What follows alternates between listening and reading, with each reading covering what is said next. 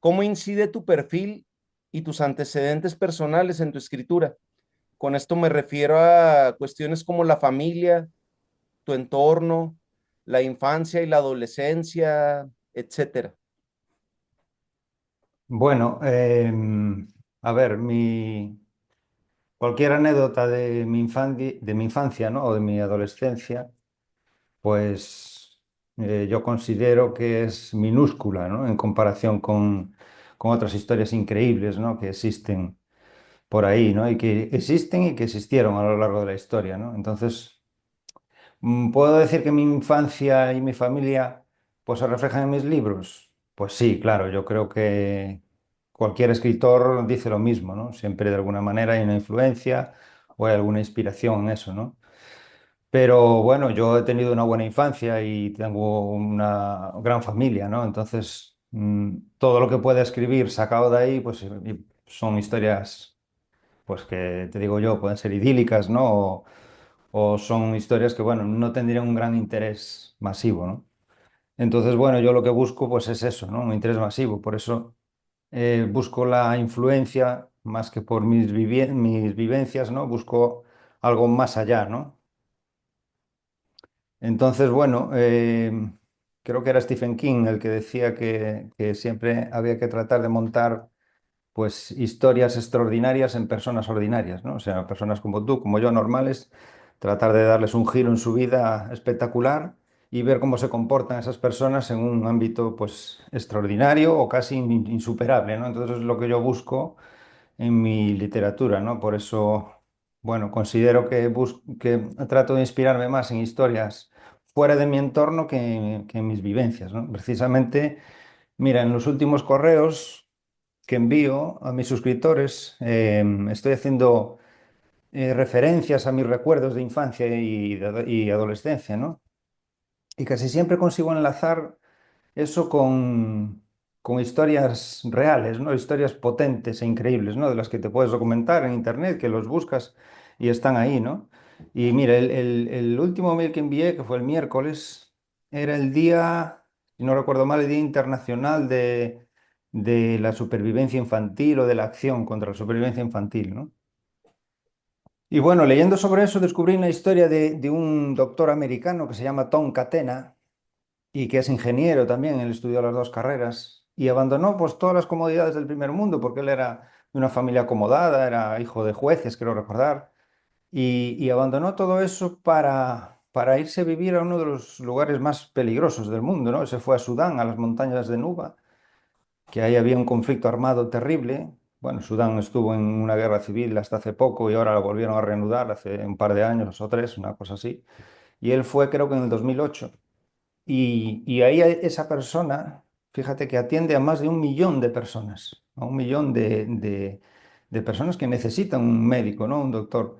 Y él estuvo salvando vidas mientras los aviones bombardeaban las montañas. Él tenía un pequeño centro, un pequeño hospital, y ahí estuvo operando a niños heridos mientras los bombardeaban a su alrededor, jugándose la vida. Y eso sí que es una historia potente, ¿no? Una historia que un niño que vive eso lo puede contar, ¿no? Y se puede no solo hacer un libro o una novela, se puede hacer una saga entera, ¿no?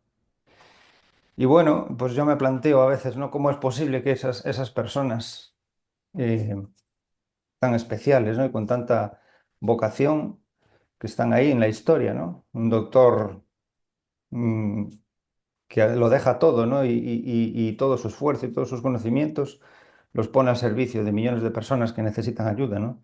En mi libro, en Sospechas sin límite, que es el último libro que he sacado, hay un doctor también, pero es un doctor sometido a una mafia, un doctor comprado, casi obligado, ¿no? A hacer precisamente lo contrario, a hacer el daño más que hacer el bien, ¿no?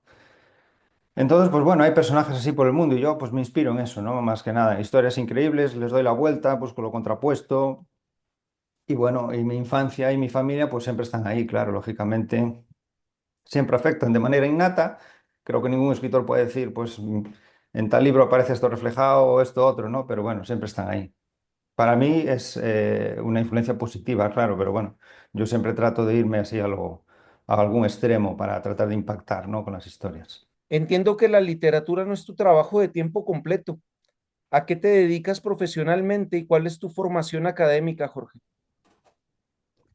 Bueno, efectivamente, la literatura no es mi trabajo de tiempo completo. Yo soy asesor de empresas, tengo un negocio dedicado a ello que emprendí hace unos años con un buen amigo y un socio en esta aventura, ¿no? Y bueno, mi parte es el área económica y financiera de las empresas, ¿no? Y por supuesto el tema, bueno, lo que es el plato fuerte, ¿no? Los impuestos, ¿no? Que se pagan al Estado. Entonces, bueno, es un negocio que me hace muy feliz porque yo siempre quise dedicarme al mundo de la empresa, ¿no? Yo estudié la carrera de ciencias empresariales y bueno, es algo que tuve claro desde niño, ¿no? Yo no estudié una carrera que me viniera derivado por una media en las notas en bachiller yo siempre quise estudiar eso, lo tenía claro desde niño.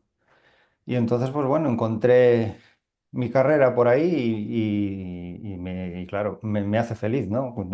Es como una vocación, ¿no? O sea, desde siempre quieres eso y ahora lo plasmas, tengo un negocio dedicado a ello bueno, pues me hace muy feliz, ¿no? A mí siempre me gustaban más las asignaturas de ciencias que las de letras, ¿no? Curiosamente. Entonces, bueno. Yo creo que también en aquel momento las asignaturas de letras pues estaban a lo mejor mal enfocadas, más enfocados a memorizar, era un estudio de lo que decíamos aquí, chapar, ¿no? Entonces a mí siempre me gustaba más razonar y jugar con los números y bueno, me gustaban las asignaturas de física, de química, estas. Entonces, bueno. Pues fíjate que ahora, sin embargo, me encantan las letras, ¿no? Sigo amando los números, pero me encantan las letras también, ¿no? Y bueno, no tengo pensado abandonar la profesión de asesor nunca, porque me encanta. Pero bueno, creo que como escritor que he encontrado, pues en principio era como un hobby, ¿no? Pero ahora me he profesionalizado y creo que para mí ya es una segunda profesión, ¿no? Además, escribir es algo que como que me equilibra, ¿no? Me sirve de terapia, es como un escape, ¿no? al estrés diario. Entonces, para mí encontrar la escritura ha sido como una salvación a muchas cosas, ¿no? Fíjate que yo arrastraba un déficit de lectura en cuanto a ficción, porque, claro, yo dediqué muchos años a escribir, a leer, ¿no? Pues en el ámbito económico, financiero, legislación, inversiones, ¿no? Pero bueno, es algo que conseguí como equilibrar ahora y remontar. Bueno, en parte fue gracias a mi asesor literario, que es Jan Larser, que es bueno, es mi mentor, es un consejero, es un gran amigo ya. Es Jan Larser, el de los libros rojos, que está, bueno, por ahí se puede ver en internet y ha sabido orientar mi carrera literaria y profesionalizarme en esto. Y gracias a él, pues consiguió equilibrar ese déficit que yo traía de atrás. Y ahora, pues bueno, creo que estoy un poco a la altura, ¿no? de cualquier escritor eh, indie, ¿no? Por lo menos que triunfa en el mundo de la autopublicación. Entonces, bueno, pues gracias a él y a mi empeño también, ¿no? A mi constancia, pues puedo decir que soy un escritor y que, bueno, seguiré con su asesoramiento siempre, porque, bueno, toda la sabiduría que tiene ese hombre vale oro y entonces, pues bueno, él sí que puedo decir que él es la persona que me equilibró para poder decir que ahora tengo, pues, esta segunda profesión y que la desarrollo con seguridad y que estoy seguro que, bueno, que puedo hacer de ella una manera de vivir también. ¿Cómo aplicas esta faceta profesional y los conocimientos en tu área de especialidad a la creación literaria? Bueno, en mis primeros libros esta faceta no aparecía apenas reflejada, ¿no? Sí aparece ahora en la serie Sin Límite. Bueno, a ver, cuando llegó la pandemia, eh, pues hubo unos rumores muy, bueno, potentes y desestabilizadores, ¿no? Sobre la economía. Y yo ahí decidí formarme mucho en criptomonedas, porque yo realmente en ese momento vi peligrar el equilibrio económico, ¿no? Mundial. Entonces, bueno, todavía hoy pienso que en algún momento acabaremos. pagando las consecuencias, ¿no? Del sistema monetario actual que tenemos, que se arrastra ya desde hace muchísimos años, ¿no? La solución aquí actualmente siempre pasa por imprimir dinero, ¿no? Los bancos centrales Inflación. se infla los precios, se le echan la culpa a las guerras, que también las tendrán. Bueno, es una macroeconomía que a nosotros también se nos escapa, ¿no?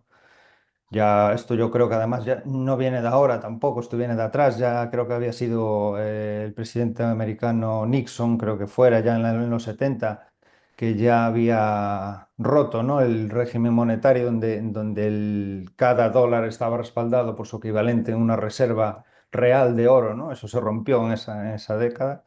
Y a partir de entonces, pues el dinero, el sistema todavía se sostiene hoy en día, pero bueno, yo me temo que en algún momento podrá romperse, ¿no? Entonces, mi opinión es que las criptomonedas, y en especial el Bitcoin, es una salvación a eso, ¿no? Si la gente cree en el sistema de las criptomonedas, que tiene muchas ventajas, se acabará imponiendo, ¿no? Y eso es algo de lo que tienen miedo ahora mismo todos los gobiernos. Y bueno, eso está aún por ver, ¿no? Entonces, bueno, las criptomonedas están muy metidas en esta serie sin límite.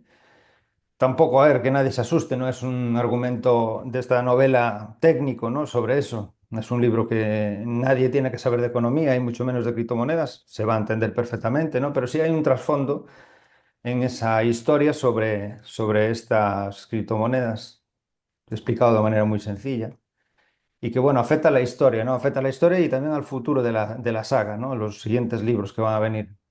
Entonces, bueno, ese aspecto de mi faceta como asesor sí que está reflejado en esta serie.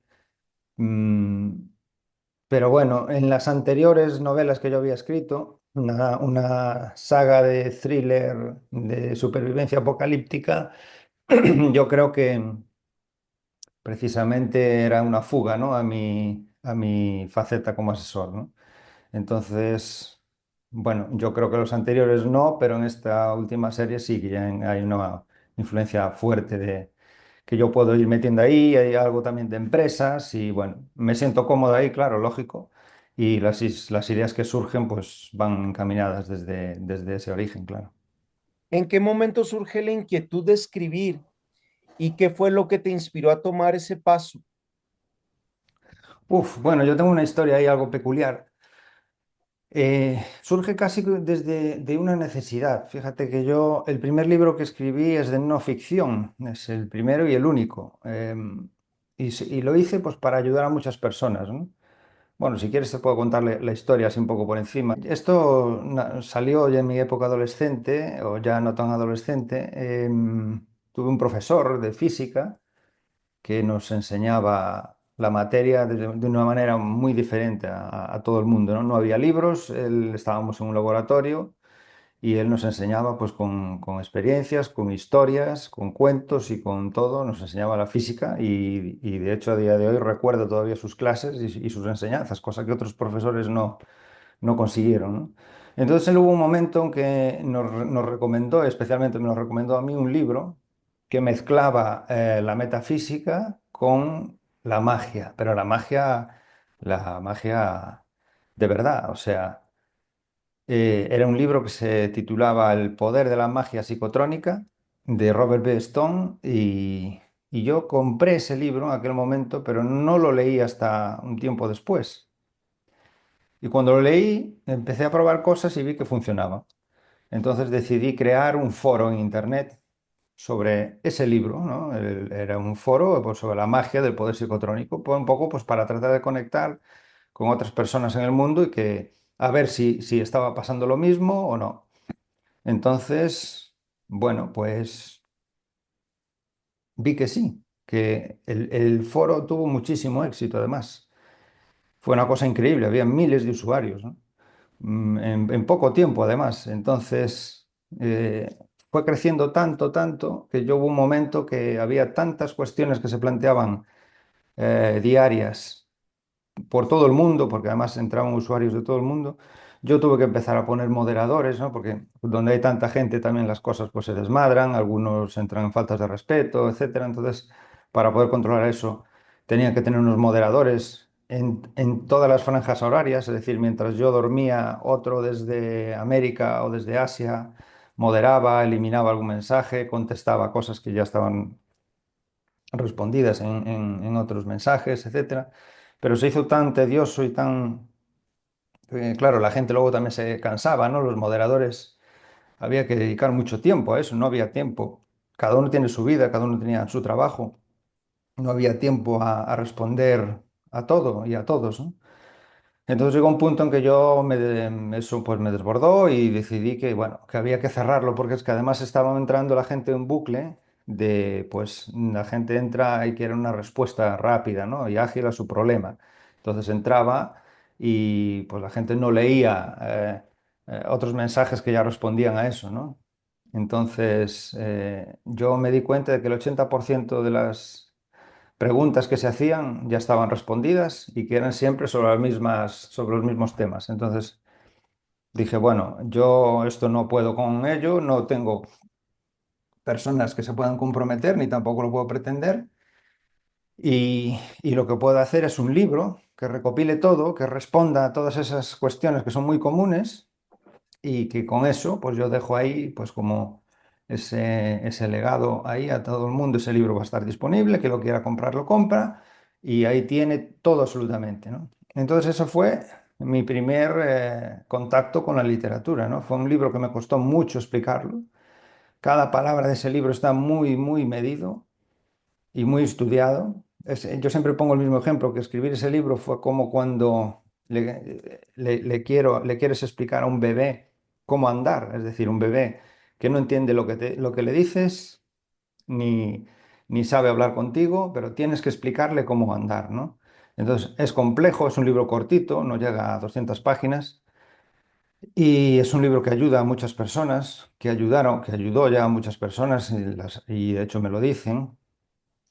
Entonces, bueno, pues eso fue un gran esfuerzo para mí, ¿no? Un gran esfuerzo que además me ayudó un amigo mío que se llama Rafa Pontes, que es un gran poeta en España y que me ayudó con las correcciones, ¿no? Para mejorar ese texto, ¿no? Ya digo, fue un esfuerzo para mí, ¿no? Y bueno, luego él fue el que me animó a que siguiera escribiendo. Él siempre me dijo como que tenía algo diferente, ¿no? Especial, que era, bueno, como un diamante en bruto, que había cosas que mejorar, claro, lógico, pero que sí que tenía algo, ¿no? Entonces yo publiqué ese libro por mi cuenta, lo autopubliqué, tuvo pues cierto éxito y se me ocurrió ofrecerlo a algunas editoriales. Lo hice y nada, al muy poco tiempo ya me contactaron para querer publicarlo, ¿no? La editorial que me contrató también quedó bastante impactada con lo bien redactado que estaba el libro y siempre me animó también a seguir escribiendo, ¿no? Entonces, bueno, yo pensando en eso, algo tenía que tener yo dentro, me imagino, latente. Decidí volver a escribir, volver a intentarlo, aunque yo tenía al principio claro que no iba a volver a escribir un libro.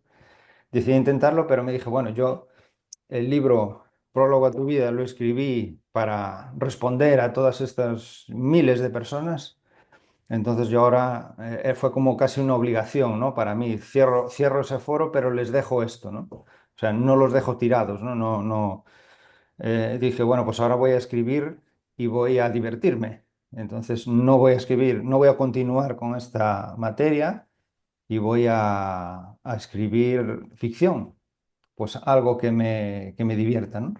Y ahí nació Las Horas Muertas. Ahí fue el primer libro de ficción que escribí, que el primer borrador no había zombies, pero que acabé cambiando el argumento, todo. Bueno, el libro al principio tenía bastante componente, era un ambiente también apocalíptico, ¿no? Se sufrían las consecuencias de un cambio climático potente. Entonces, bueno, no había zombies, pero después sí, lo readapté. Fíjate que el libro empecé a escribirlo en el 2015 y lo acabé en el 2020. Claro, no, en el 2019. Entonces hubo claro, yo tenía casi un borrador escrito, tuve que volver a empezar, ¿no? Eliminé personajes, lo hice más sencillo y aparecieron los zombies, ¿no? Y ese libro de ficción luego se publicó en el 2020. Tardé, pues, con las correcciones y todo, pues 5 años, ¿no? Y además luego salió al comienzo de la pandemia, que fue un mal suceso, ¿no? Me parecía hasta de mal gusto estar promocionando ese libro cuando salió, ¿no? Porque, bueno, fíjate que el libro salió y 2 días después, aquí en España, el presidente del gobierno sale en la tele ante todos los españoles y dice que se decreta el estado de alarma y que todo el mundo tiene que encerrarse en sus casas, ¿no? Entonces, claro, yo monto una historia que se desarrolla años después pues, de una pandemia también y yo creo que no era de buen gusto hacerlo, ¿no? Bueno, pues fue una época también donde la gente leyó mucho, pero bueno, a mí no me parecía bien estar promocionando esto. Pero fíjate que después, un año después, el libro tuvo como una explosión en ventas. Alguien lo descubrió, yo creo que había hecho una entrevista en algún canal importante dedicada a esa temática y el libro explotó y empezó a venderse mucho.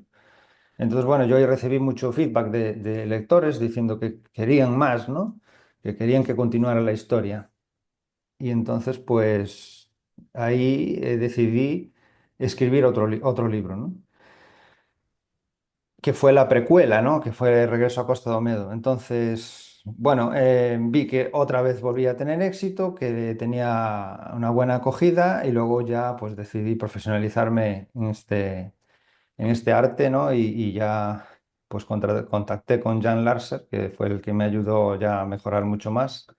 Y fíjate que hoy en día, hasta qué punto el prólogo a tu vida me costó un gran esfuerzo escribirlo, las horas muertas tardé 5 años y fíjate cómo son las cosas que a día de hoy soy capaz de publicar más de un libro al año, ¿no? O sea que esto es cuestión de ponerse y si te gusta, lo haces. O sea, y bueno, como a mí me encanta y encima, pues lo que dije antes, como una terapia para mí, pues estoy encantado.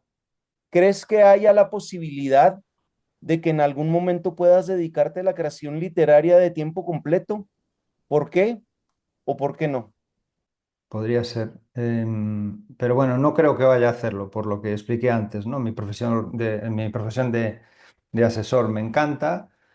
em, lo tengo claro, vamos, no voy a abandonar nunca esa profesión, pero tampoco voy a abandonar la de escritor, ¿no?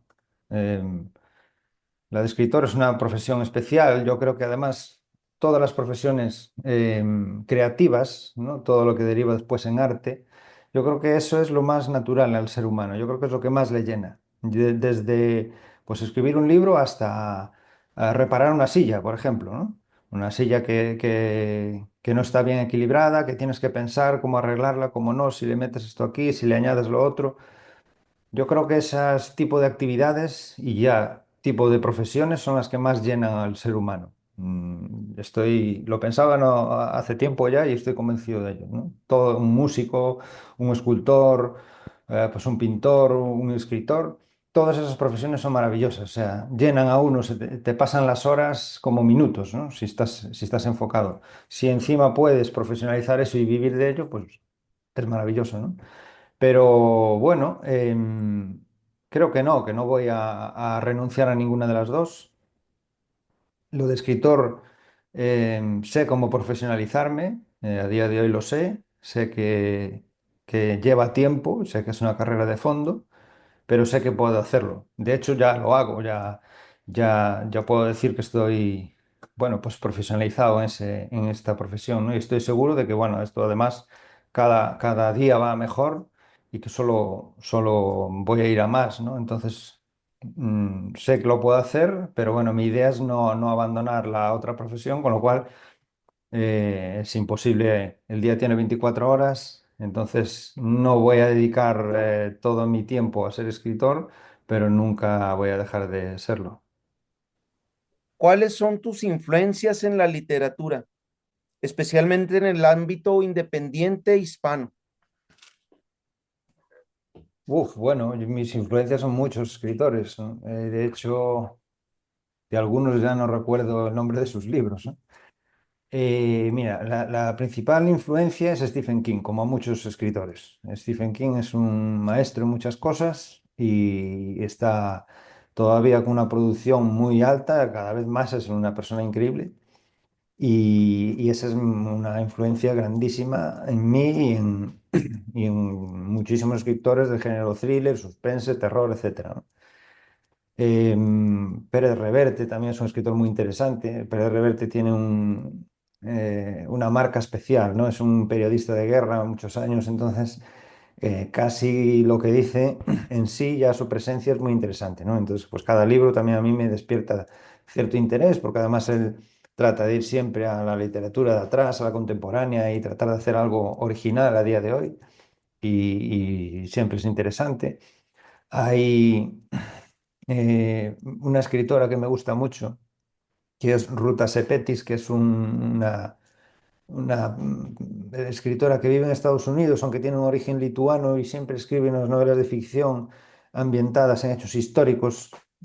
Pues ya escribió de todo, ¿no?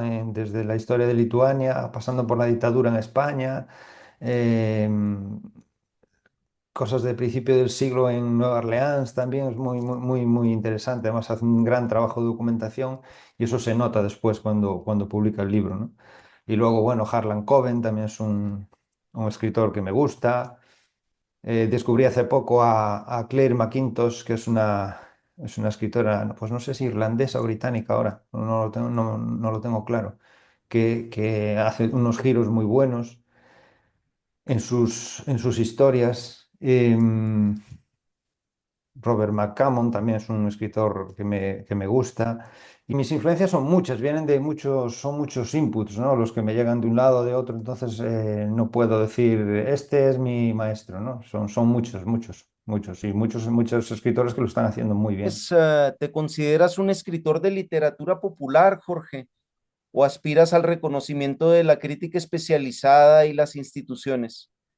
Dicho de otro modo, ¿prefieres al lector de culto, entre comillas, o al lector culto, entre comillas también?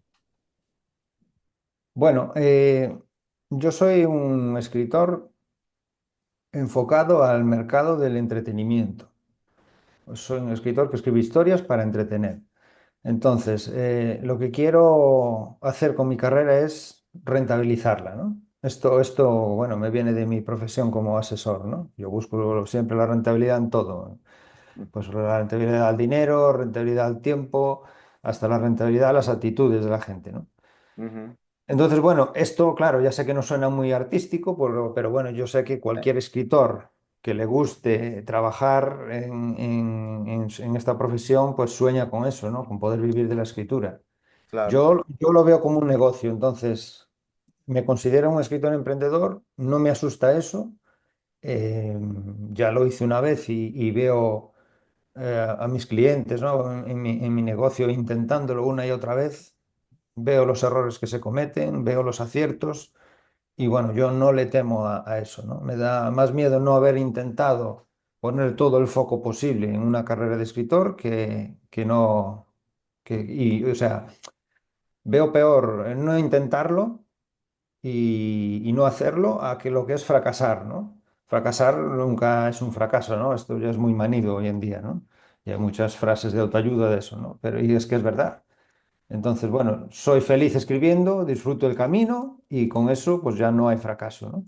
Entonces, partiendo de esta base de rentabilizar la escritura, pues yo creo que lo mejor es enfocarse en el mercado del entretenimiento. Esto implica dejar de lado la alta literatura, ¿vale? Que no todo, pero sí parte, porque hoy en día, ¿por qué? Pues porque hoy en día es complicado llamar la atención de los lectores, ¿no? Ujú. Entonces, con tanto impacto que tenemos hoy en día de todas partes, ¿no? De redes sociales, anuncios, televisiones, canales en internet, publicidad hasta en el metro, en el autobús. Entonces, con tanto impacto, pues es complicado llamar la atención, ¿no? Ujú. Llamar la atención. Y entonces yo creo que hoy en día hay que escribir de manera diferente a como lo hacían los escritores contemporáneos, ¿no? Que esos eran los nuestros ancestros, ¿no? Los de alta literatura, ¿no? Yo me centro más, me centro, bueno, mucho en que mis historias desprendan una literatura fluida, ¿no? Sin muchos aspavientos, pero que no saquen al lector de la historia, ¿no? Que siempre quieran seguir leyendo más y no aburrirlos y que cojan el móvil y que se pongan a ver alguna red social o que pongan la tele porque la historia les aburre, ¿no? Esto es muy difícil de conseguirlo, no es fácil, hay técnicas para eso y no se aprenden así como así, ¿no? Entonces, bueno, yo escribo para entretener. Entonces, en respuesta a tu pregunta, podría decirte que es una literatura más popular, ¿no? Porque lo que pretendo es eso.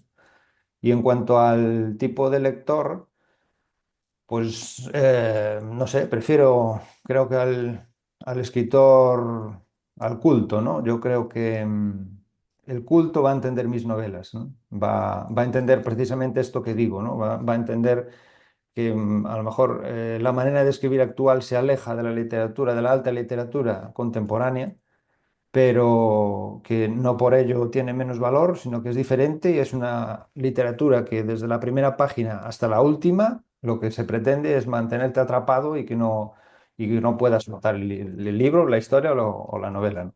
Eso es lo que yo intento con cada libro.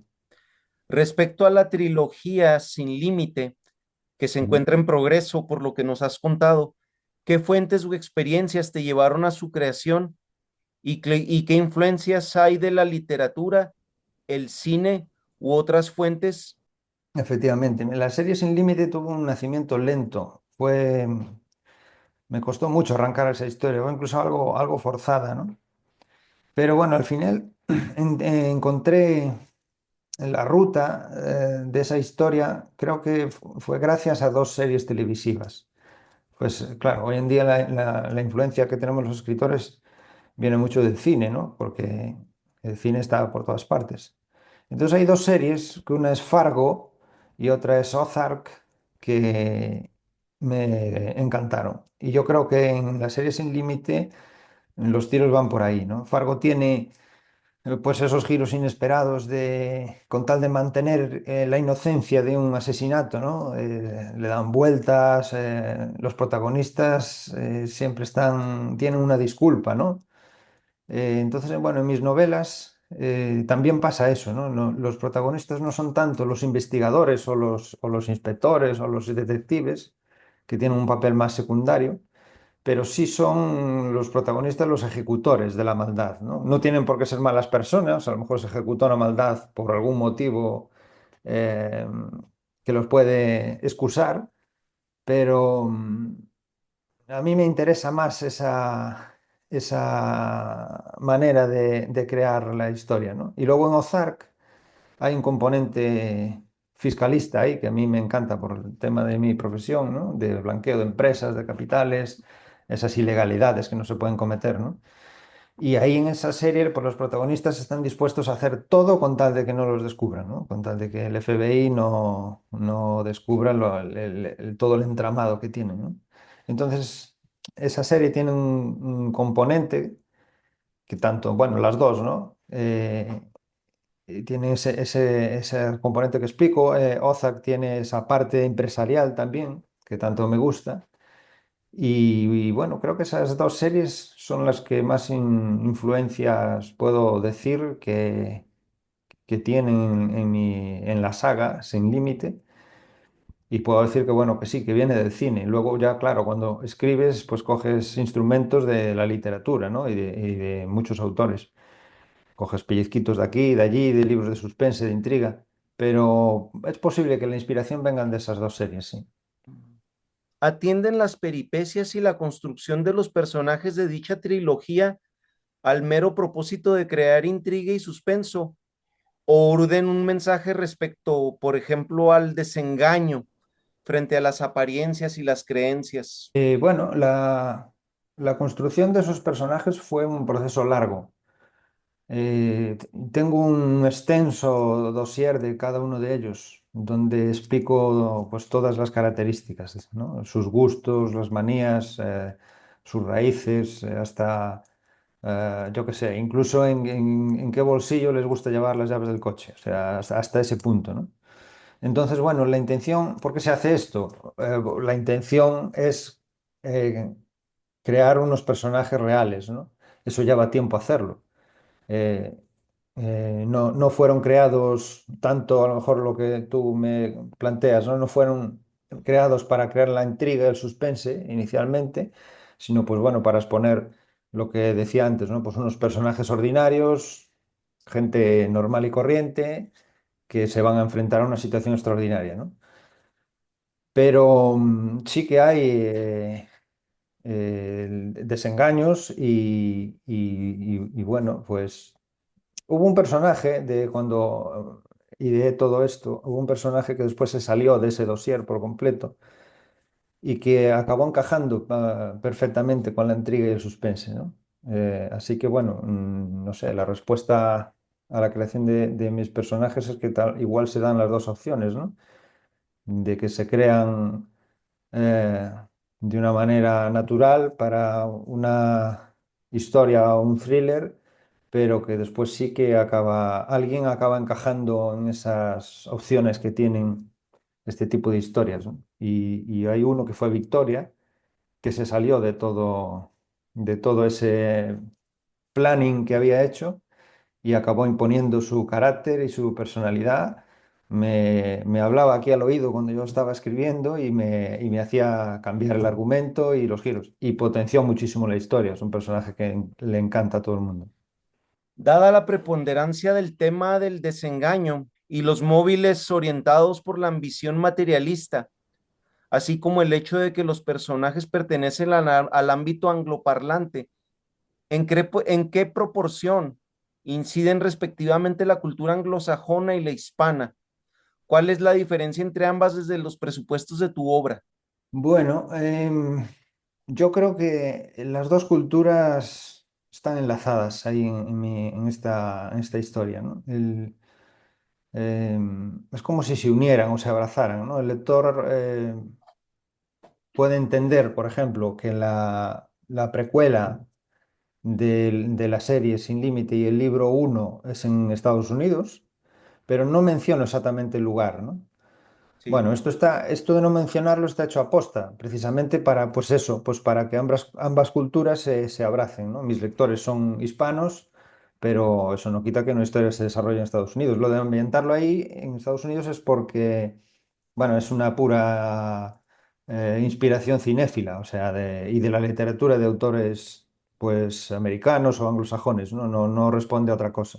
Sin embargo, en las siguientes novelas que ya tengo planeado escribir, se va a precisar más la ubicación donde se desarrolla la historia e incluso creo que puedo adelantar que se va a salir de Estados Unidos, ¿no?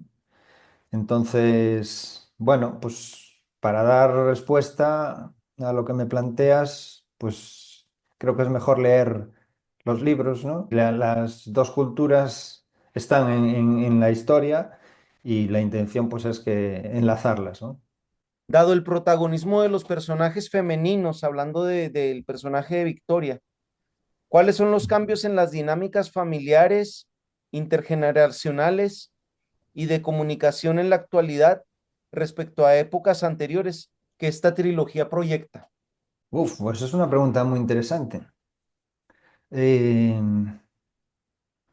Fíjate que en la historia se proyectan costumbres diferentes, ¿no? Pero que conviven al mismo tiempo. Es decir, y además creo que esto es lo que pasa hoy en día, ¿no? Por un lado tenemos los valores de la familia tradicional, que son los que trata de proyectar Victoria a su hija, ¿no? Bueno, no solo los proyecta, sino que se los impone, ¿no? Y esto además es una tortura para ella, ¿no? Para su hija, para Cassandra. Y por otro lado existe la dinámica diferente que hace ella con su hijo Ethan, ¿no? O sea, Cassandra hacia su hijo, hacia el nieto de Victoria. Cassandra es una madre soltera, educa a su hijo en unos valores libres y sin compromisos y ataduras, ¿no? En los que, bueno, Victoria se retuerce, ¿no? Al ver esas cosas, ¿no? Y es especialista además en imponer su visión.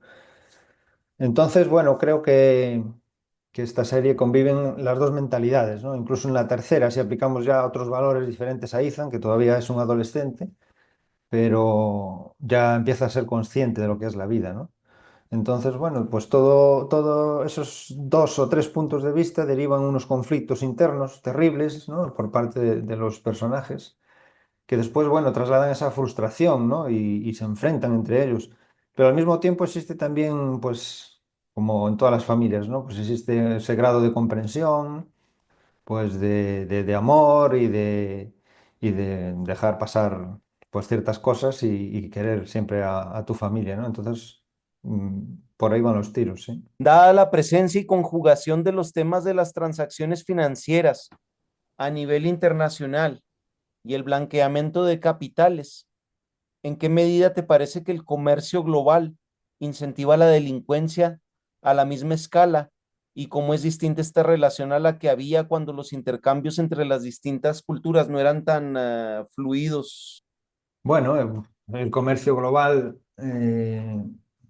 actual, ¿no? Y la libre disposición sin fronteras y la globalización en general, ¿no? Pues catapultó los planes de blanqueo de capital, ¿no? La evasión de impuestos, todo esto a nivel mundial, ¿no? Esto, pues es así. Cuantas más posibilidades existen, pues hay más normativas, más leyes, pero también los delincuentes tienen más callejuelas por las que escabullirse, ¿no? Entonces, bueno, sin entrar en eso, en la serie Sin Límite se dan las dos cosas, ¿no?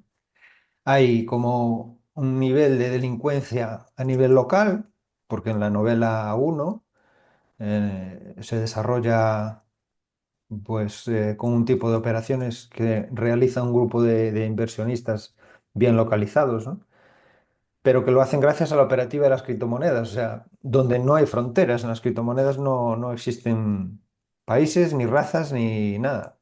Entonces, eh, yo creo que en mi historia podemos encontrarnos lo característico de una cara, o sea, de lo que es la localización y lo global, ¿no? En esta historia hay un cara a cara entre protagonistas que se conocen muy bien y que acaban desafiándose entre ellos por culpa de una delincuencia que es a nivel global, ¿no? Entonces, em, yo creo que se dan las dos cosas en mi historia, sí.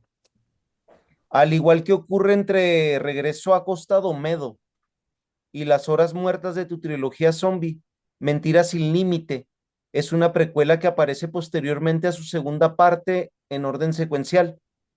¿Obedece esto una estrategia de difusión o a una de carácter narrativo, literario? Bueno, Regreso a Costa Olmedo fue escrito después de Las Horas Muertas por culpa del éxito de Las Horas Muertas. Entonces yo estaba asombrado con él, ¿no? Y decidí escribir una continuación que llegó más tarde y que se titula Los hijos de las Fragas. Pero mientras este no llegaba y me llevaba tiempo, claro, escribirlo y publicarlo, quise como premiar a los lectores que me escribían y que me habían dado ese feedback de que la obra de Las Horas Muertas les había gustado, ¿no? Entonces, mientras no publicaba Los hijos de las Fragas, escribí como este relato corto, que es una precuela, y así se publicó, ¿no? Es más, yo esa novelette la regalé durante unos meses a mis lectores, ¿no? Y pues con esa intención, ¿no? Mantenerlos saciados mientras no escribía la continuación de Las Horas Muertas, ¿no? Y al mismo tiempo también me sirvió esa precuela para captar nuevos lectores, ¿no? Que así fue. Y bueno, el resultado fue bueno. Además, como en esa novela me divertí mucho escribiéndola, ¿no? Y en Mentiras sin Límite también fue escrita después de Sospecha sin Límite, que es el libro uno de la serie, pero sin embargo eso lo planeé de otra manera. La precuela salió publicada unos días antes y esto no pasó con la serie de supervivencia apocalíptica, ¿no? Con la de los zombies, que sí que se publicó primero Las Horas Muertas y un año después salió Regreso a Costa Domedo. En la serie Sin Límite, no, la precuela se publicó, aunque fue escrita después, se publicó unos días antes y después se publicó el libro uno, sí. ¿A quién va dirigida Prólogo a tu vida? ¿Y cuáles son los puntos mediante los que se comunica el yo que sirve de referencia a la narración con sus destinatarios? Bueno, el prólogo a tu vida va dirigido a muchas personas, miles de seres humanos que estuvieron en aquel foro que te comentaba al principio, ¿no? de la entrevista. Fue, bueno, cuando dirigí el foro en aquellos años, lo que te decía antes, ¿no? Había muchas personas que acababan planteando siempre las mismas preguntas, ¿no? Entonces, ese libro está dirigido a ellos, que entiendo que aquellas miles de personas eran una representación de lo que es la humanidad, ¿no? Si en lugar de miles fueran millones, estoy seguro que el 80% de las preguntas iban a ser repetitivas también, ¿no? Entonces, bueno, pues está escrito para ellos, ¿no? Estaba yo, pues en aquel momento, pues ya algo cansado de responder siempre lo mismo, ¿no? Y bueno, pensé hacer un libro como, no sé, pues como para la eternidad, ¿no? Donde quedaran plasmadas, pues las posibles soluciones a los problemas más comunes, ¿no? Que tienen las personas. Entonces, bueno, los puntos en los que se comunica el yo con las demás personas son pues lo que más preocupa, ¿no? O sea, las relaciones sociales, la familia, el amor, la salud, los estudios, eso eran las cuestiones que se planteaban, ¿no? Y en ese libro, pues bueno, hay casi un capítulo dedicado a cada uno de ellos, está desarrollado como si fuera una historia de ficción, porque habla de unos personajes. Pero bueno, creo que el resultado fue bueno, se da respuesta a todo eso y al mismo tiempo entretiene, ¿no? Sí, esa era un poco la intención, ¿no? De hacer, pues no hacer el típico libro de autoayuda, que en aquel momento había muchos. Cuando se publicó Prólogo a tu vida ya se había publicado El Secreto, el famoso El Secreto, que yo no lo había leído ni sabía de su existencia. Y yo creo que Prólogo a tu vida supera a todos esos libros que son más teóricos o más te van dando pasito a pasito lo que tienes que hacer y ahí en ese aspecto es totalmente diferente, ¿no? Yo creo que inspira y la gente pues puede encontrar la solución a muchas cosas a través de una historia, ¿no? Que al final pues tiene un final pues muy bonito, la verdad. Dada la naturaleza de este relato, ¿cuáles son las áreas que el individuo y la sociedad contemporánea deben atender y desarrollar más? ¿Qué debe desarrollar más la sociedad y qué debe desarrollar más el individuo contemporáneo, Jorge? Pues mira, la sociedad lo que tiene que hacer, y de ahí es el origen de todo, es el origen del foro, es el origen del libro, es el origen del anterior libro del que hablaba yo de Robert Beston, de La magia del poder psicotrónico. Lo que tiene que hacer la historia es eh, analizar el interior de uno mismo. Entonces, eso es lo que tiene que hacer. No tenemos que mirar hacia afuera, sino lo que tenemos que hacer es mirar hacia adentro. Y es ahí donde está la clave de todo, es ahí donde está la felicidad. Luego ya trasladaremos todo nuestro interior a lo externo, ¿no? Y de hecho, todo eso va a ser un gran beneficio, ¿no? Por eso es tan bueno meditar, la introspección, el silencio, ¿no? El sentirse bien a solas, el cuando estás solo no tener miedo, ni no tener miedo al final el que tenemos miedo es a nosotros mismos, ¿no? No hay que tener miedo al presente ni al futuro, ¿no? Es vivir sin temores, sin ataduras, ¿no? Es dejar a un lado el egoísmo. Entonces, cuando estás solo, tú contra, pues contra ti mismo, ¿no? Mirándote al espejo, ¿no? Y cuando llegas a comprender tu propio interior, es ahí cuando desaparecen los miedos, te felicitas a ti mismo por los logros, que también los hay, aunque hayas tenido una vida desgraciada, aunque te hayas equivocado un montón de cosas o haya sido un desastre, siempre hay algún logro de lo que uno se puede aplaudir, ¿no? Entonces, y a partir de ahí mejorar, claro. Entonces, cuando uno está bien consigo mismo, desde el interior, todo lo demás va a ir bien. Incluso quienes te rodean, van a percibir que estás bien y van a querer acercarse, ¿no? Entonces, yo creo que todo tiene que partir de ahí. Esa es una pregunta que me hacía mucho, ¿no? ¿Cuáles son las áreas en las que puedo mejorar y tal? No, las áreas en las que tienes que mejorar es contigo mismo, o sea, y no es fácil, claro, pero tienes que sentarte y tienes que mirar un poco cómo es la meditación, cómo es estar tranquilo, ver que no pasa nada porque estés solo. Todo lo contrario, es un momento muy bueno. Cuando encuentras la felicidad estando solo, después incluso te vuelves como egoísta, como no quieres estar con nadie, ¿no? Porque eres muy feliz. Y nacemos solos y nos morimos solos, ¿no? Entonces, yo creo que incluso es hasta natural, ¿no? La naturaleza, todos los años que llevamos en este planeta, toda la evolución que llevamos vivido.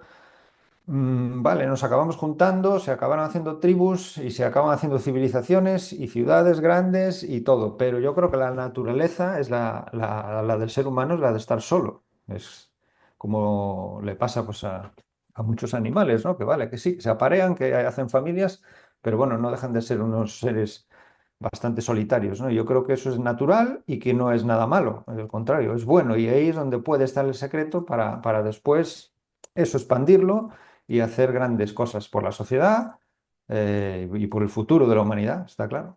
El origen de la psicotrónica o de esa palabra, ¿no? Es diferente a como se plantea en mi libro, ¿no? Se utilizaba, pues eran como, se hablaba de ello como unas técnicas, ¿no? Que se utilizaban para psicología, para interpretar fenómenos paranormales.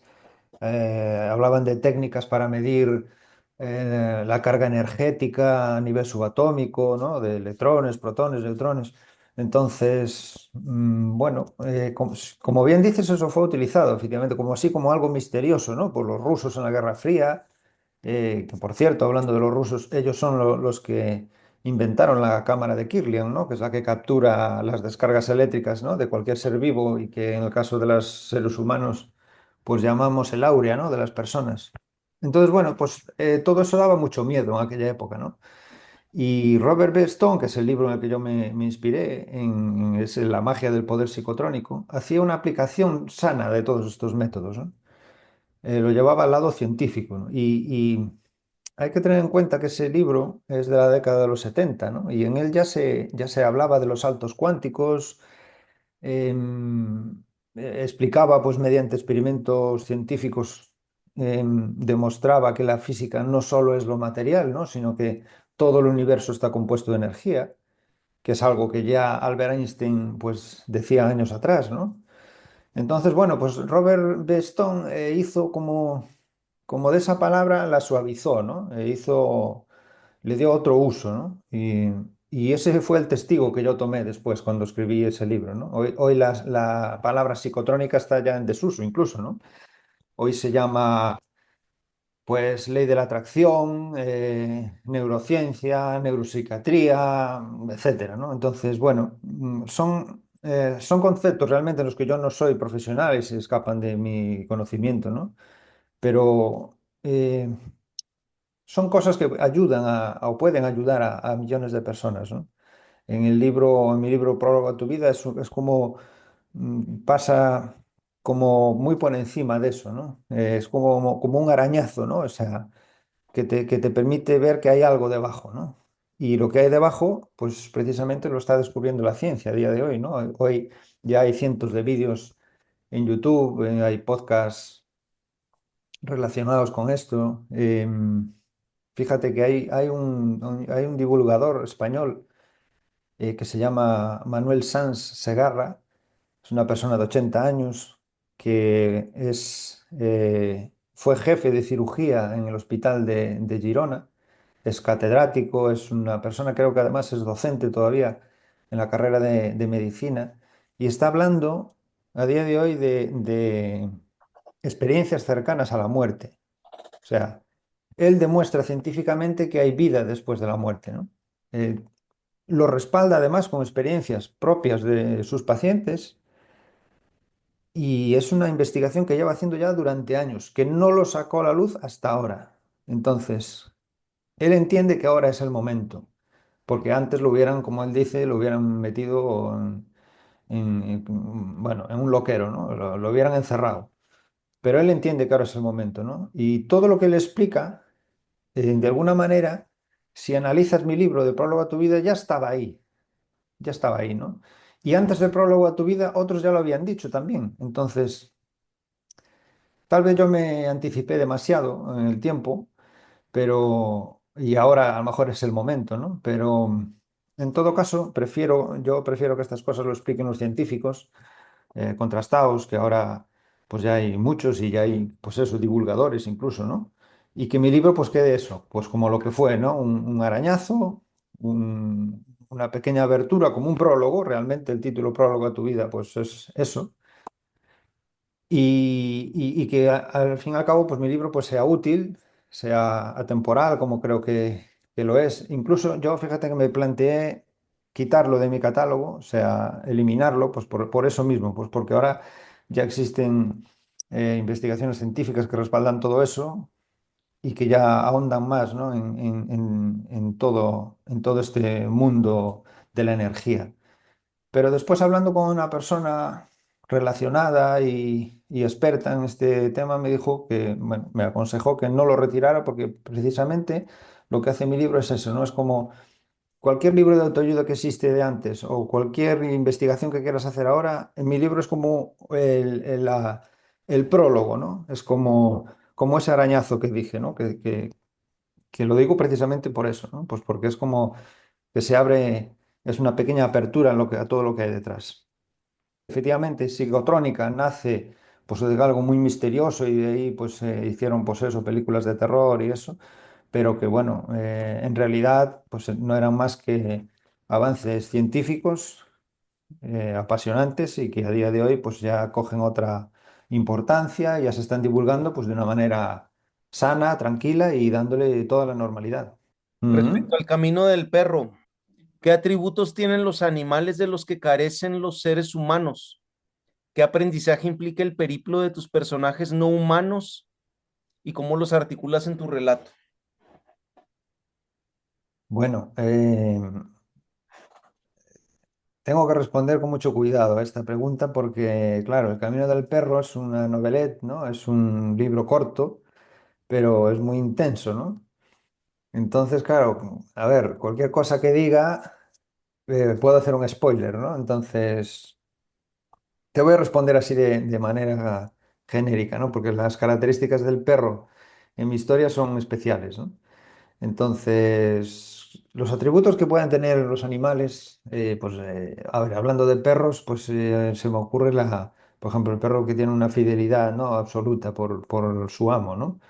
Es una lealtad, no sé, inquebrantable, ¿no? Es una devoción ya que tiene hacia las personas, o hacia su ser humano, ¿no? Es un amor incondicional, ¿no? O sea, un perro no juzga no te juzgan, da igual que seas guapo, feo, o tengas dinero, no tengas, o vivas en la miseria, o seas multimillonario, ¿no? Siempre va a estar a tu lado, ¿no? Tiene además como un instinto de protección, ¿no? Hacia su ser humano, es alegre siempre, empático, está siempre presente, siempre te busca, ¿no? Su presencia, claro, transmite paz, ¿no? Y diversión también, ¿no? Y bueno, todo eso es reconfortante, ¿no? Yo creo que esos son, pues mira, características que no todos los humanos, desde luego todas esas características a la vez, no sé yo si un ser humano lo tiene, ¿no? Entonces, la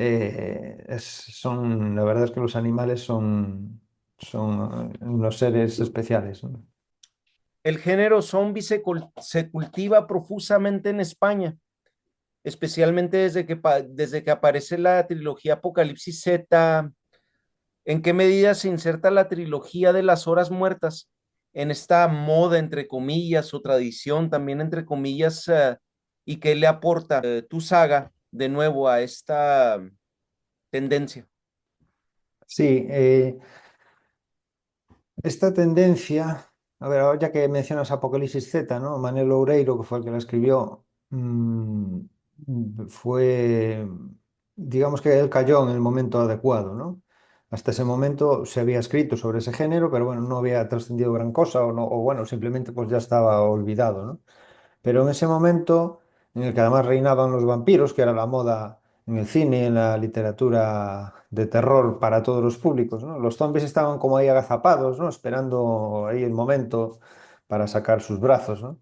Entonces, la primera historia de Manel Loureiro, que la publicó en un blog, él era abogado y estaba cansado de la literatura jurídica, ¿no? Como él cuenta, se desahogaba pues escribiendo unos capítulos en un blog y poco a poco pues cada vez era más leído, ¿no?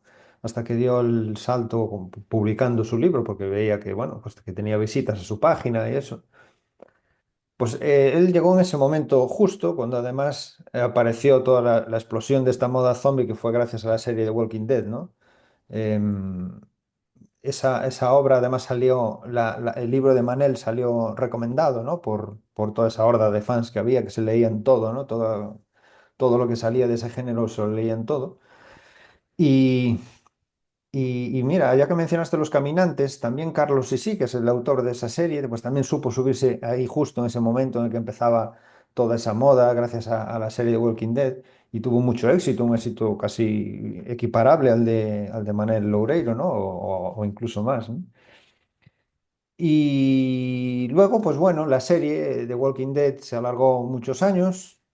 Muchos dicen que ya se terminó esta moda, pero yo creo que lo que hizo precisamente esa serie es arraigar a millones de fans, ¿no? Que vale, la moda puede que ahora esté ya terminándose la ola, pero esos quedaron ahí, ¿no? De hecho, ahora lo que dices tú, se va a estrenar la película de Apocalipsis Z, que fíjate que ese libro se escribió en 2007, estamos en 2024 y se estrena la semana que viene.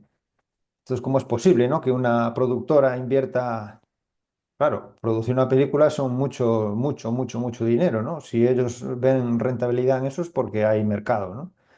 Eso está claro, eso está muy, muy estudiado. Entonces, pues bueno, esa moda yo creo que aún no se terminó. Por cierto, esa película fue rodada aquí en Galicia, donde yo vivo, donde paso habitualmente por muchos de esos sitios y tengo mucho interés, porque es que, bueno, Manuel Oreiro cuando escribió eso lo ambientó donde él vive, que también él vive aquí. Yo vivo cerca de Manuel Oreiro, de hecho me encuentro con él a veces en algún evento o por la calle. Pero bueno, nunca nos hemos hablado. O sea, algún día lo haremos, pero de momento no nos conocemos.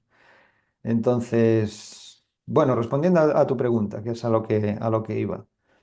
Mi novela llegó, fíjate que llega en el 2020, ¿no? Hablando ya un poco del el histórico, ¿no? Que The Walking Dead creo que se estrena en el 2010, 2011, más o menos. Mi novela llega en esa época. Entonces, yo ya cojo la etapa final, ¿no? de la moda zombie. Pero bueno, lo que aporta mi libro es diferente a lo que se había escrito y es lo que mis lectores y los lectores de este género agradecen, ¿no? Por lo menos es lo que se puede leer en las reseñas que hay en Amazon o incluso en algún blog literario que escribieron sobre mis libros de zombies. Dicen que agradecen un poco esa frescura, ¿no? Porque lo que estaba escrito hasta ahora pues era la típica historia de persecución, ¿no? De disparos, ¿no? Ese ritmo frenético huyendo de los zombies, escapándose, pues eso, por los pelos, ¿no? Mis novelas son más del estilo de The Walking Dead, que es la serie que a mí me inspiró, ¿no? Para escribirlos de esa manera, ¿no? Los zombies no son tan importantes, lo importante es la historia, la historia humana de los personajes, ¿no? Esos sentimientos de soledad, la avaricia, el perdón, el egoísmo, todo eso, ¿no? Todo eso metido en un mundo zombie, pues claro, es una combinación que llama la atención, ¿no?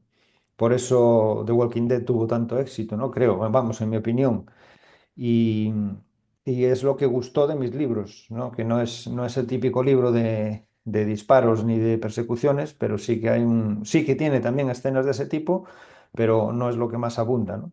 Entonces, pues todos hablan de que aportó frescura y de que agradecen ese cambio de tono en esta literatura zombie, ¿no? Yo creo que, bueno, los lectores de este género me agradecieron eso y yo creo que es lo que aportó un poco, ¿no? A esta moda que aún no se terminó. Claro, esta moda sigue y yo creo que perdurará, pues porque eso, porque se han arraigado ya un montón de fans que no se van a ir ya nunca de ese género, ¿no?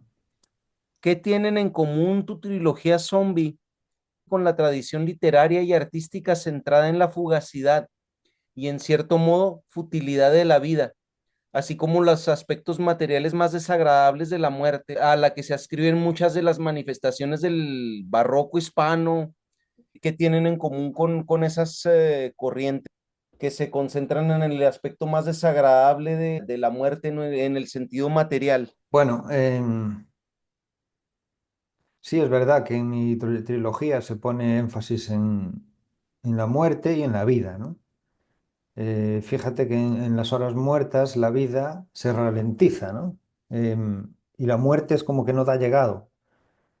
Y además es como que se vive de una manera deseable, ¿no? Porque, bueno, no voy a hacer spoiler, ¿no? Pero lo dejo así. En Regreso a Costa do Medo, la vida es como un suceso más fugaz, ¿no? Y la muerte aparece como de repente.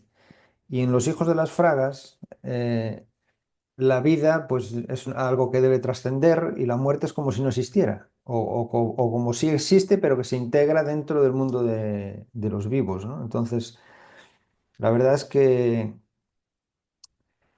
creo que eso es lo que tiene en común, ¿no? Con lo que planteas, y son aspectos de la vida por lo que estoy seguro que muchas personas pasan y por eso muchos encuentran interesantes estas historias, ¿no? Yo la muerte la trato con mucho respeto en los tres libros sobre zombies.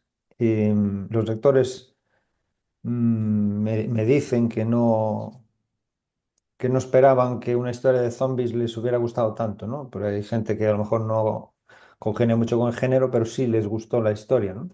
Y en parte es porque, bueno, creo que se conectan esos aspectos, ¿no? La vida y la muerte de maneras diferentes, ¿no? Y luego, bueno, por otra parte, creo que mi trilogía es una adaptación a todos los géneros, ¿no? Que pegan muy bien con el terror, ¿no? Y por tanto también con el zombie, ¿no?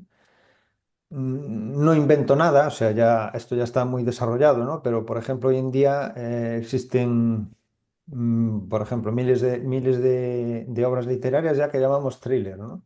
Que no dejan de ser suspense de Agatha Christie, historias de intriga, pues como las que hacía Arthur Conan Doyle o de terror como Lovecraft, ¿no? Pero es a un ritmo más frenético, ¿no? Yo ahora escribo thriller y estoy muy cómodo en él y creo que se adapta bien al mundo actual, ¿no? A lo que podemos ver en series, cine, lo que decíamos antes, ¿no? Canales de internet. Yo creo que la literatura ha cambiado, tenía que hacerlo, ¿no? Es una manera de captar el interés de las personas y hay que adaptarse a eso. Y aparece pues los thrillers, ¿no? Que son como una mezcla frenética de lo que ya había, pero escribiendo pues de una manera más adictiva, de los géneros literarios anteriores, ¿no? Y creo que sutilmente, pues es eso, un género que te atrapa desde la primera página, ¿no? Entonces mis libros creo que no son barrocos, ¿no? Como lo que me decías, pero sí hay descripciones líricas, por ejemplo, en momentos precisos, a cuentagotas, ¿no? Porque sé que si te explayas en esto aburres, ¿no? Y si abusas, pues no es bueno, pero sí que enriquecen el texto, ¿no? A cualquier lector, ¿no? Pues lo mismo con los demás, ¿no? Se trata de como abrir una caja de herramientas y coger sutilmente, pues un poco del barroco, un poco de este otro género, un poco de aquí, un poco allí y sutilmente ir soltándolos en tu literatura, una porción exacta, pues para hacer pues un todo bien conjuntado, ¿no? Como una buena salsa, ¿no? Bueno, en la pandemia no. Como ya dije antes, la llegada de la pandemia para mí fue como una broma, ¿no? Una broma de mal gusto, ¿no? Entonces, es como si la ficción me hubiera atrapado, ¿no? En mi realidad, llevo 5 años escribiendo una historia que nace de una pandemia y justo cuando la voy a publicar me cae encima, ¿no? Fue una broma de muy mal gusto, ¿no? pero sí tiene que ver con el cambio climático, ¿no? De hecho, el primer borrador, donde no había zombies, pues profundizaba mucho en eso, ¿no? Y en temas políticos, milicias y conflictos ecológicos, y era un escenario donde las consecuencias del cambio climático ya eran nefastas, ¿no?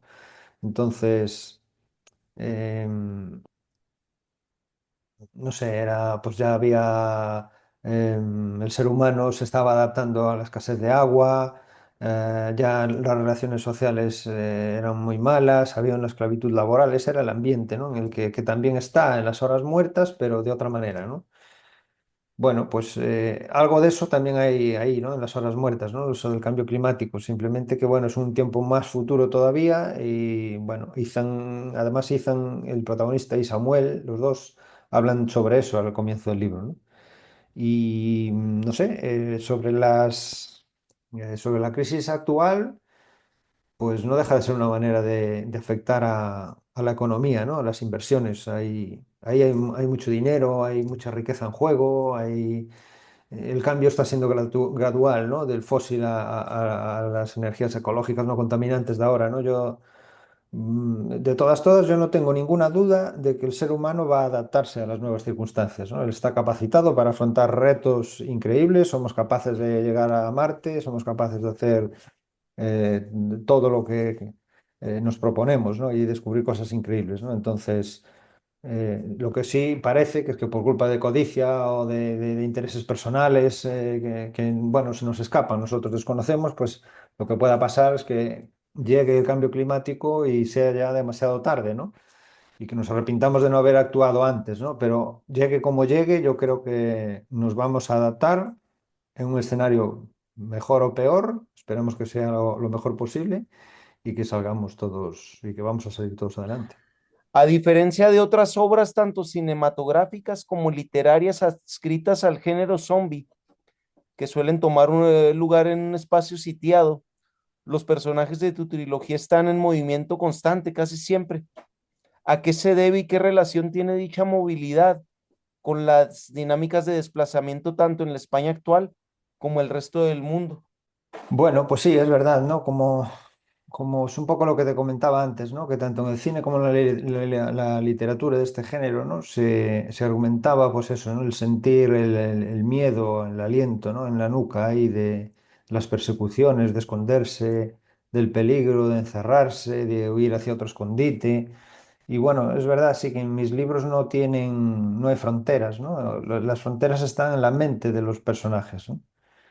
Eh, ah, y mira, pues por eso mismo los personajes se sienten encerrados también en un perímetro, ¿no? Es un perímetro natural, no demasiado grande, porque la historia transcurre como en una comarca, pero tienen temor, ¿no? A lo que hay más allá, ¿no? Y temor a lo desconocido.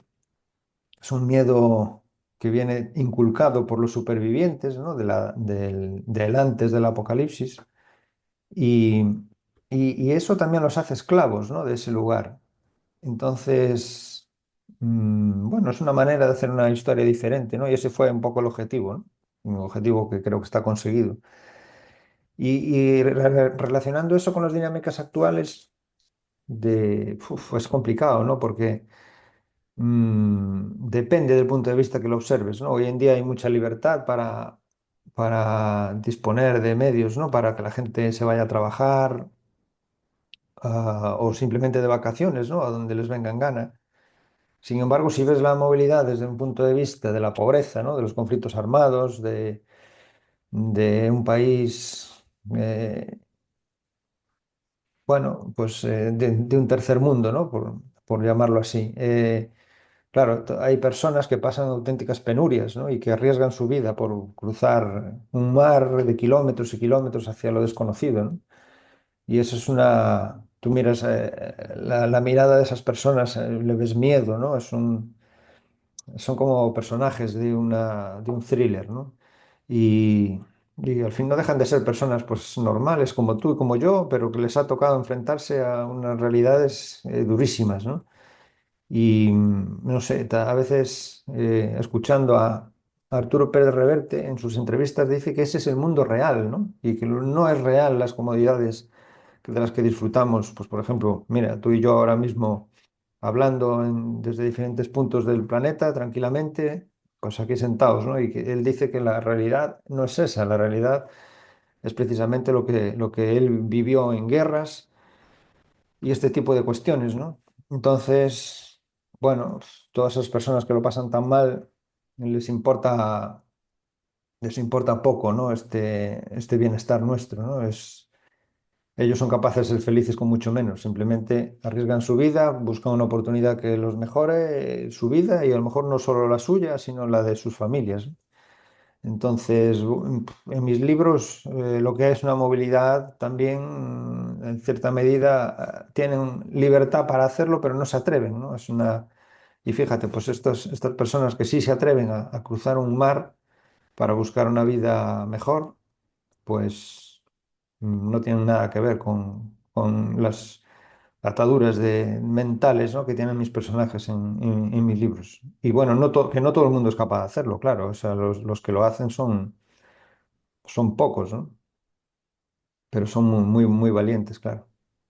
Obedece que casi toda la acción de esta trilogía tome lugar entre Galicia y Madrid, a las diferencias entre las distintas culturas de una región con la otra o con las demás regiones, el ámbito rural y el urbano, la polarización ideológica en política o la cuestión de las dos Españas en alguna medida y por qué. A ver, aquí pensando en mi historia, ¿no? Y en la inspiración que me comentas de lo urbano y lo rural. A ver, aquí hace años, pues no todas las carreras universitarias se enseñaban cerca de la casa donde uno había nacido, ¿no? Entonces, en muchos casos había que irse a estudiar fuera, ¿no? Galicia está en un extremo noroeste de España.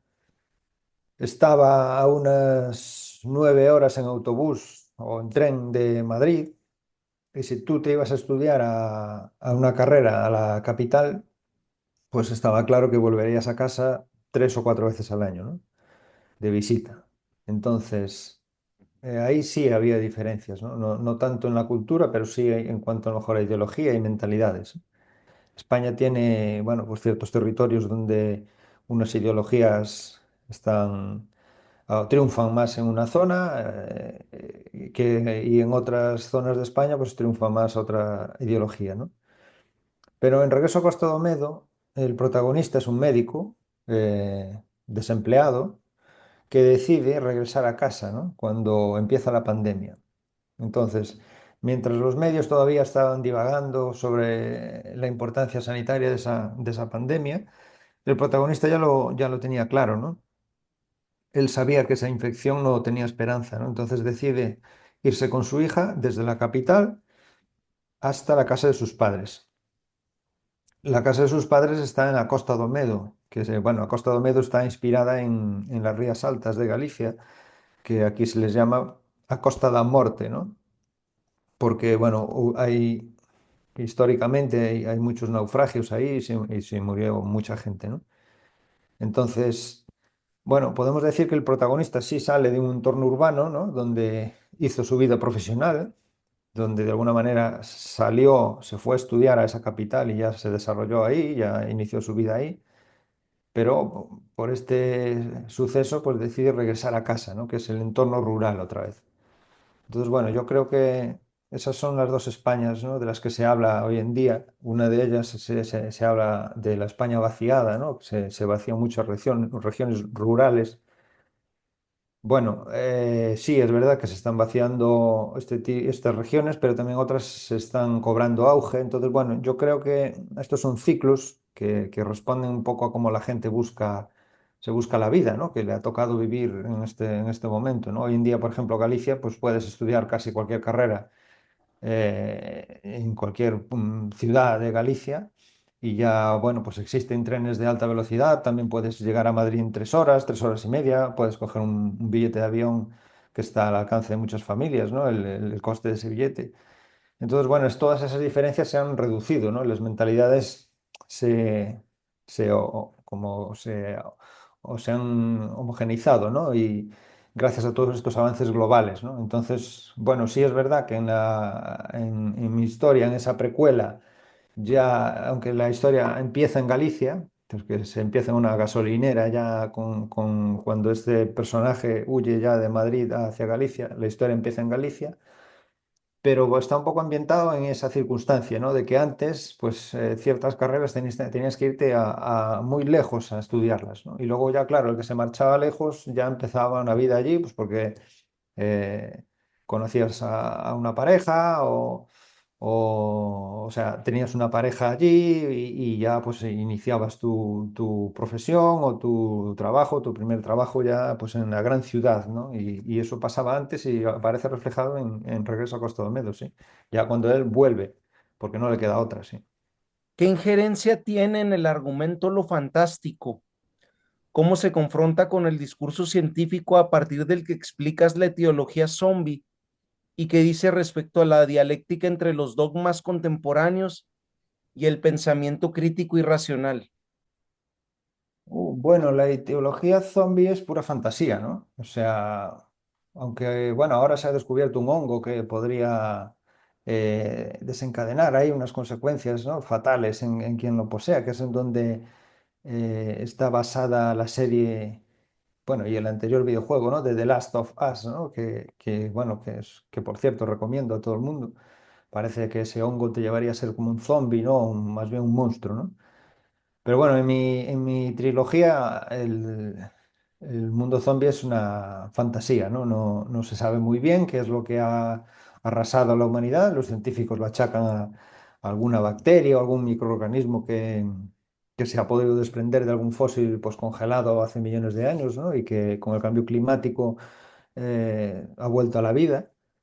Y claro, el ser humano pues no tiene las defensas ni los anticuerpos para esa bacteria que lleva miles de años congelada, que por cierto, esto es una posibilidad real, que ya se dio algún caso, ya escribí yo algún mail sobre esto.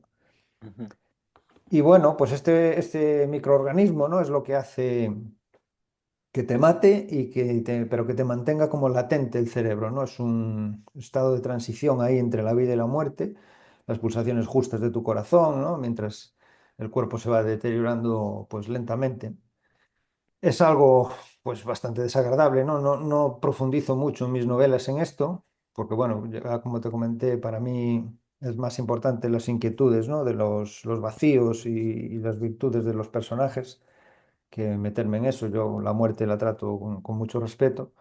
Y nada, pues entonces pues simplemente partimos de esa fantasía, ¿no? De algo que no va a ocurrir por ningún procedimiento físico ni químico, pero que, bueno, pues pasa como los vampiros, ¿no? Que son inmortales, que viven en ataúdes, que no les puede dar luz del sol. Bueno, lo tomamos como tal, nos gusta y a partir de ahí pues desarrollamos una historia y nada más. am, las historias de fantasmas, las leyendas, ¿qué papel tienen en esta trilogía de zombies?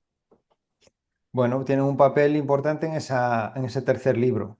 Es una leyenda, ¿no? Esto de las meigas en Galicia ya es muy recurrido, ¿no?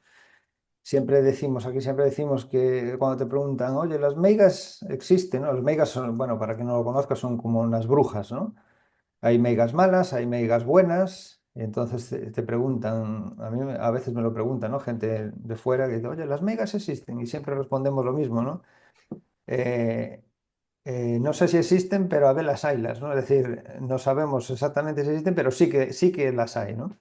Entonces, bueno, yo quise meter eso ahí en Los Hijos de las Fragas, porque, bueno, aquí hay cierto misterio como eso, es un misterio real, o sea, esto no es inventado, o sea, yo tengo encontrado ciertas cosas, pues,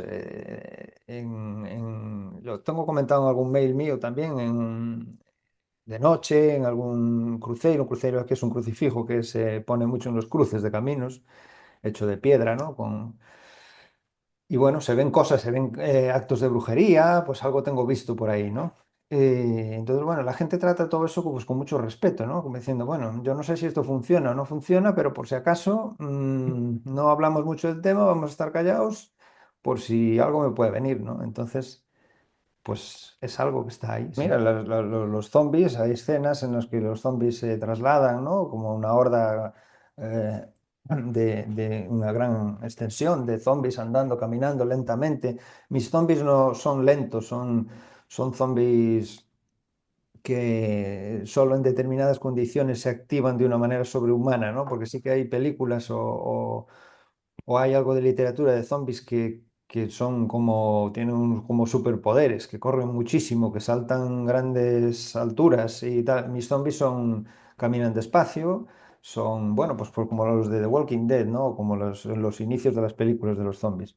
Y sí que tienen, guardan cierta relación con la Santa Compañía, ¿no? La Santa Compañía pienso en ellos y me imagino pues ese caminar despacio, pues con los faroles, con las llamas y metiendo mucho miedo, ¿no? Sí que tienen cierta relación, eso está claro. ¿Qué estrategias empleas para la difusión de tu obra?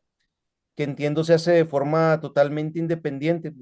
¿Y qué tan Ujú. viable e importante es la literatura en una actualidad saturada de opciones de entretenimiento y redes sociales? Bueno, yo tengo estrategias diversas, ¿no? Pero, a ver, yo cada día tengo más lectores, ¿no? Son personas que contactan conmigo, se interesan por mis obras, cada día también tengo más haters y bueno, los resultados cada vez son mejores, ¿no? Y esto va creciendo, ¿no? Yo, así hablando un poco de estrategias, no pierdo el tiempo en redes sociales. Creo que hoy en día es casi imposible impresionar con la literatura, a menos que des justo exactamente con una persona al otro lado de la pantalla que le encante leer, ¿no? Además, bueno, los algoritmos hoy en día pues apenas ayudan, ¿no? A difundir la cultura, sino que aquí parece que lo que interesa son otras cuestiones, ¿no? Entonces, bueno, a mí lo que mejor me funciona, en cuanto hablando así un poco de estrategias, es la lista de correo, ¿no? O sea, tú entras en mi página web, en www.jorgecaneda.com, y yo ahí te regalo un libro gratis, ¿no? Entonces, que es la precuela de la serie Sin Límite que hablábamos antes. Entonces, tú me envías tu correo electrónico, yo te lo envío gratis, en el formato electrónico, pues que más te guste, ¿no? El más cómodo para leer para ti. Al enviarme ese mail, pasas a ser miembro de una lista de suscriptores, ¿no? Entonces, ¿esto qué implica? Pues que una vez a la semana yo voy a enviarte un correo electrónico, que es los miércoles a las 3:30 de la tarde en hora española.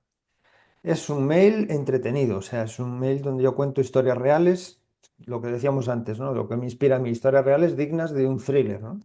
Son interesantes y bueno, lo digo en serio, o sea, no es que lo diga yo, o sea, mis suscriptores responden a esos correos electrónicos y me lo dicen, ¿no? O sea, que no es cosa mía, ¿no? Luego, además, una vez al mes yo regalo pues un relato corto también para descargar en el formato que cada uno quiera. Después también cuento pues, un poco sobre mi evolución como escritor o alguna anécdota personal o aviso, claro, aviso de cuando voy a publicar el siguiente libro, ¿no? Luego hay otra cosa también, que al estar en mi lista de suscripción, pues tienes un acceso voluntario, si quieres, a un club privado de lectores que está en Facebook, donde ahí comparto, pues bueno, cosas así más personales, ¿no? Por tanto, ¿no? Es una suscripción que es entretenimiento puro, ¿no? Eh, Incluso algún suscriptor me dijo que es como para ellos es como una vía de escape, ¿no? Y todo esto es gratis, además, ¿no? O sea, es gratis. Aquí es gratis darse de alta, te lees el libro gratis y darse de baja también. Es decir, nadie está obligado a leer mis correos ni a mantenerse ahí un tiempo. O sea, si no te gusta la idea, pues en cada correo electrónico, abajo de todo, hay un enlace que pone pues darse de baja, ¿no? Y ahí pues uno se da de baja y sin más, todo es gratis. Entonces, bueno, pues ahí es mi mejor estrategia, ¿no? Mi mejor red social. Ahí no dependo de algoritmos, yo ahí puedo hablar lo que quiero, escribo y ya está, ¿no? Entonces, eso y escribir, escribir y escribir y escribir mucho es lo que son las dos estrategias que a mí pues mejor me funcionan, ¿no? Y bueno, me preguntabas también la importancia en la literatura, ¿no? En el mundo actual saturado, ¿no? Que tenemos de, bueno, pues de mil cosas, ¿no? Redes sociales, pues esto es terrible, ¿no? Fíjate que los psiquiatras ya están estudiando las alteraciones de la dopamina, ¿no? De que produce, pues los reels y las historias en las redes sociales, ¿no? Nos atrapan ahí durante horas, ¿no? Terrible, terrible. algo que está deteriorando además nuestra percepción de la realidad, ¿no? No es sano. Yo digo, llevamos 120.000 años, me parece, evolucionando, ¿no? O sea, de esos 120.000 nosotros vivimos con suerte pues 80 o 90, ¿no? Entonces, han pasado miles y miles de generaciones. La mente se está desarrollando, ¿no? Está evolucionando, ¿no? En todos esos miles y miles de años. Eh, y justo ahora aparece y explota esto de Internet, ¿no? La mente, nuestro cerebro no está preparado para eso. No está. Esto además se está investigando y hay millones de personas afectadas, ¿no? De unos de manera leve, pero otros ya son adictos, ¿no? A esta tecnología, que no son capaces de parar, no pueden vivir sin ella, ¿no? Entonces, los niveles de dopamina se disparan como nunca antes se dispararon, ¿no? Entonces, ¿qué papel tiene la literatura ahí? Pues tiene un papel, yo creo que hasta curativo, ¿no? Porque leer es una manera sana de estimular el cerebro, pero no sobreestimularlo, que es lo que hacen pues, las redes sociales, ¿no? Entonces, leer, sabemos todos que tiene unas características de que potencia la imaginación, te dan paz, te lleva a otros mundos, pero de una manera tranquila. Es un viaje placentero, pausado, no te hace disfrutar, o sea, te evade, pero sin frustrarte, ¿no? No promete nada como las redes sociales, que ves mundos irreales, que tú también quieres tener esto y quieres tener lo otro, y quieres estar en tal piscina y en tal casa, etcétera, etcétera. Es un viaje placentero, ¿no? La literatura, pausado. Entonces te hace disfrutar, te hace evadirte y no te engaña, ¿no? Tu mente no ansía, o sea, este tipo de cosas que se ven en las redes, ¿no? Te hace más culto, más sensato, te hace tener un pensamiento crítico. Entonces yo creo que la literatura es una sanación a todo este problema que hay, porque es un problema, de verdad que es un problema. Y es complicado culebrear hasta llegar a una persona a la que le pueda interesar dejar el teléfono y ponerse a leer un libro. Cada vez es más complicado. Entonces es un problema que hay y que bueno, hay que ponerse serio con eso. La Eh, atención es diferente. Yo creo que ya hay un déficit de atención. Por eso hablaba yo antes de que la literatura tiene que cambiar, porque es que también hay que adaptarse un poco a eso. Como hay tantos estímulos, pues la literatura tiene que atrapar ya desde el primer momento, para que la persona siga leyendo un libro. Entonces te atrapa desde el principio, que es lo que siempre, bueno, venden, ¿no? O sea, un libro que te atrapa desde la primera página hasta la última. Sí, hay que hacer libros así, porque es que si no la gente se va. Hombre, hay gente efectivamente que no tiene problema y que es capaz de estar centrada en un libro y es capaz de leer media hora de manera seguida, pero yo estoy convencido que hay muchas personas que no son capaces de mantener la atención en una lectura más de 10 minutos. Y si no, bueno, la gente que haga la prueba. Si no es capaz de hacerlo, es que algo pasa. Hay gente que cuenta cosas interesantes en las redes sociales, ¿no? Divulgadores, cosas científicas, pues frases de autoayuda que te pueden dar unos tips o unos inputs interesantes, ¿no? Pero eso es un 1% de lo que ves.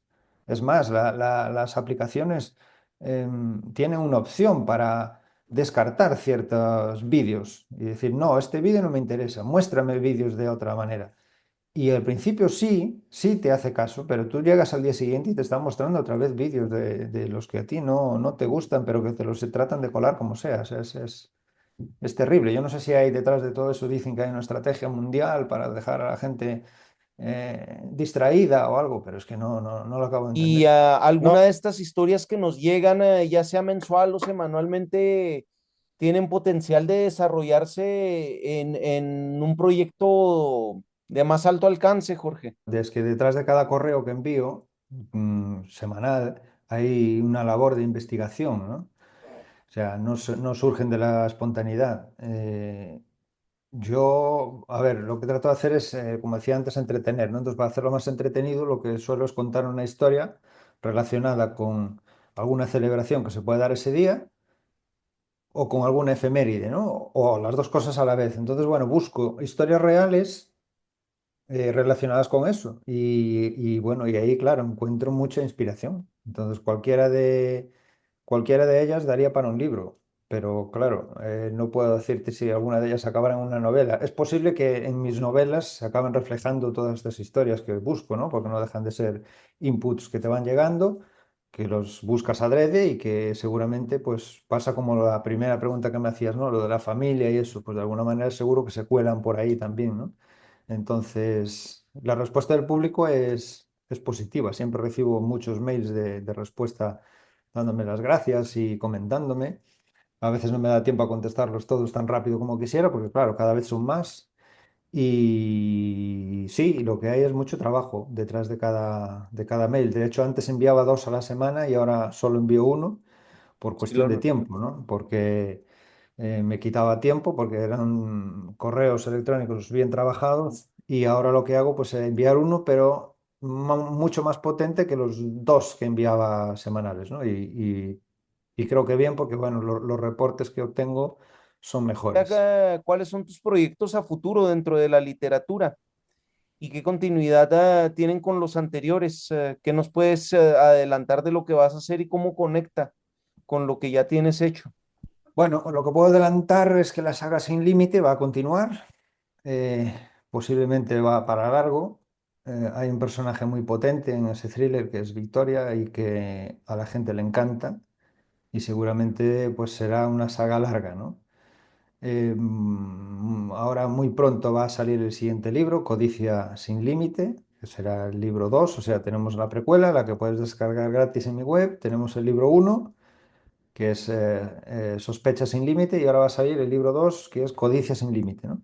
Que ya está a la preventa en Amazon, ya se puede reservar. Y la intención, pues bueno, es seguir publicando de manera frecuente más historias de esta saga, ¿no? De hecho, si te fijas en la portada del libro de Sospechas sin límite, aparece que es el libro 01, ¿no? ¿Por qué el libro 01 y no el libro uno? Que bueno, lo que pasa es que ese cero es como una promesa, ¿no? Una promesa implícita de que va a haber muchos libros, ¿no? Y esa es un poco mi intención. Eh, en este género me siento muy cómodo o tengo un respaldo de mis lectores muy grande, cada vez más. Y sé que, bueno, por otros amigos escritores que tengo, sé que cuando escribes una saga llega un punto en el que necesitas cambiar de aires, seguramente pasará eso, pero eso no va a hacer que no siga escribiendo pues más adelante pues más libros sobre esta serie, ¿no? Y bueno, y nada, que de todo ello, nada, mantendré informado a todo el mundo a través de la lista de suscripción, ¿no? Ahí a mi correo. Esa es la mejor manera de estar informado y de contactarme y de hablar conmigo. En principio la saga de zombies quedó cerrada, pero es que da para mucho. Claro. Eh, Ahí se puede hacer muchas cosas. Es posible, sí, que en un futuro se pueda abordar este tipo de temas otra vez e incluso enfocarlos de otra manera.